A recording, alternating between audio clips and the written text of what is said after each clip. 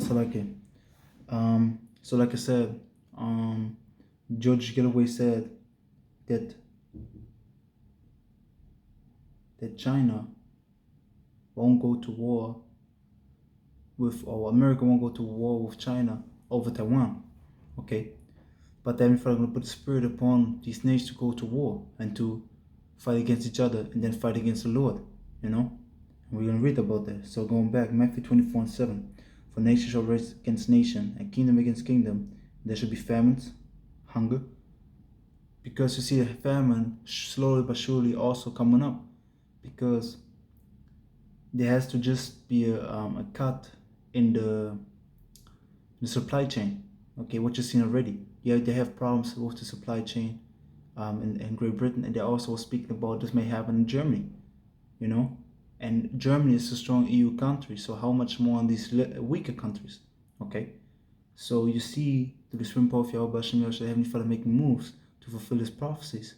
But nevertheless, he said the servant's going to eat, his servant's going to eat. And we have to firmly believe in these things, and we have to strengthen our faith for these times.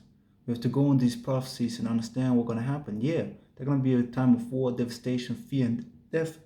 But also, there's going to be a time of, or in these times, going to be deliverance, protection, and salvation for the elect. So we have to strive to be part of that number. We have to strive to be the creme de la creme, the elect of the elect, because the nation of Israel is the elect of the nations, but there is an elect in the nation of Israel, because not all Israel gonna make it on the first ride to the kingdom. The 2/3 and the wicked of people have to be put to death and then be reincarnated into the kingdom, because all Israel gonna be saved, man. You know. So it says Matthew 24:7, and there shall be famines and pestilences and earthquakes in diverse places. Verse 8, all these are the beginning of sorrows. See, this is just the beginning of sorrows. So we have to understand what's going to happen. Yes, you see war the whole time. Syria's in war, Afghanistan was a war the whole time for 30 plus years. I think Libya also, the Yemen, you have war everywhere, man. It's just not hitting the Western Hemisphere like that, okay? But it's gonna hit. Why? Like we always say, or like we also said in the camp, America had not a war on their own turf. Only I think the Civil War, for independence was on their turf. If I remember right, have to go dig a little bit into that history. But not a major war was happening on their own turf. Like in Germany, where Germany was freaking destroyed, man. But that's just all the supreme power of Yahweh Hashem Yahushai, man. Because the Heavenly Father said the war has to happen. That's why we go to Revelation chapter 11 and verse 14. It says, the second war was past, which is the Second World War. When you go to Revelation 9:12, you can read about the first war, which is the First World War, and the Second War comes quickly. Let me read it real quick. Revelation 9:12. One war was past, and behold, there come two wars more hereafter. Okay, so the First World War is past, and two more wars gonna come hereafter, which is the Second World War, which is past also, and now comes the Third War, which is the Third World War. So when all nations gonna be, included, and when America goes to war, man, it's gonna be World War, man. Okay, because either their allies or their enemies gonna join in battle. So Revelation 11 and 14 again. Revelation 11 and 14. The second war is past, and behold, the third war cometh quickly. Okay, the third war cometh quickly, man. The third destruction. And you have to understand that these nations can turn on each other, like it says in the book of Revelation, chapter 17 and verse 16. It says, in the 10 horns which are swords upon the beast, the 10 horns are 10 kings, which gave their kingdom unto a beast. And let me go up. Let me read verse 12, Revelation 17:12.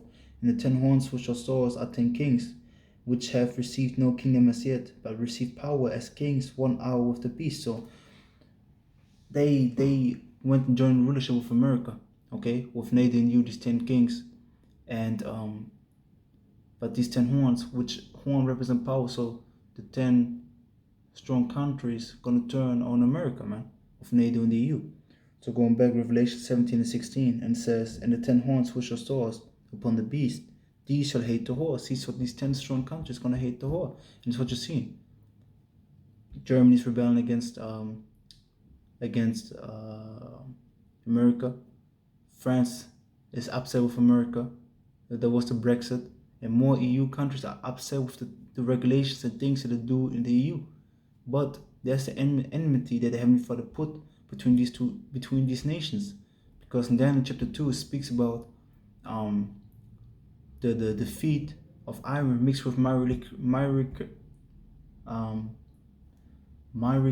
clay. It's like a miry clay. So iron and clay don't mix together. So if it falls on the ground, the iron gonna stand, but the clay gonna be gone, man. You know. So you have to understand that this kingdom is weak because divided against each other, and that's what you see. And this is what Yahushua said: "No kingdom divided against itself can stand." Rough paraphrase, Matthew 12 and 25. So to finish it off, it says, Revelation 17 and 16, "These shall hate the whore, which is America." The whore is America that sitteth upon the beast riding. Okay, and riding represents that you have power over the beast.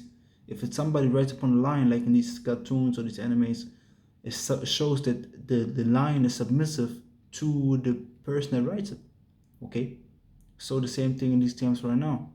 America is riding upon a beast, so the beast is submissive to America. It's obeying in America. And that's what you see. America says, don't do this. Of course, you have a certain rebellion, like you had the Nord Stream 2, which was speaking about Germany. There was a rebellion there against America, you know, rebelling against them hard. Because they don't do the Nord Stream 2 because the oil pipeline with Russia, but they still did it. Okay? And it says, and shall make her desolate and naked. See? They shall make her desolate and naked. And shall eat her flesh and burn her with fire. So burn her with fire with what? A nuclear fire, man. War gonna break out, they're gonna turn against each other. America's own ally is gonna turn against her.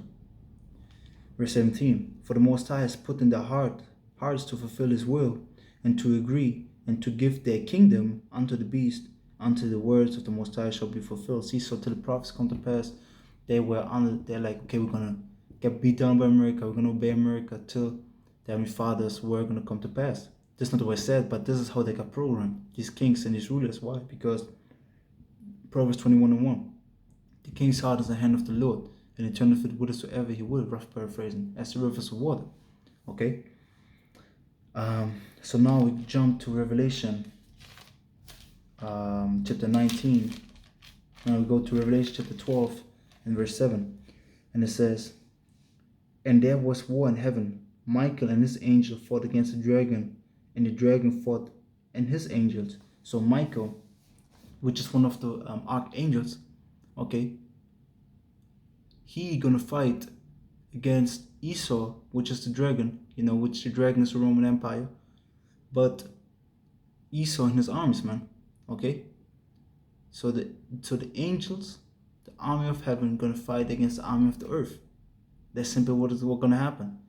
Because when we go to what we're gonna do in a second after we read these precepts, what you're gonna see is the army of heaven gonna fight against the army of the world, you know, against these heathen, and also the Israelites that are in these armies, because you see that Israelites are spread everywhere and are in these armies, man. You know, you see the mad in America. You see it even here, because here in Germany you have military bases. And there are so many Jakes in these military bases already here in Germany stationed. So how much more in the core of America? And the funny thing is also America has. Let me look it up real quick.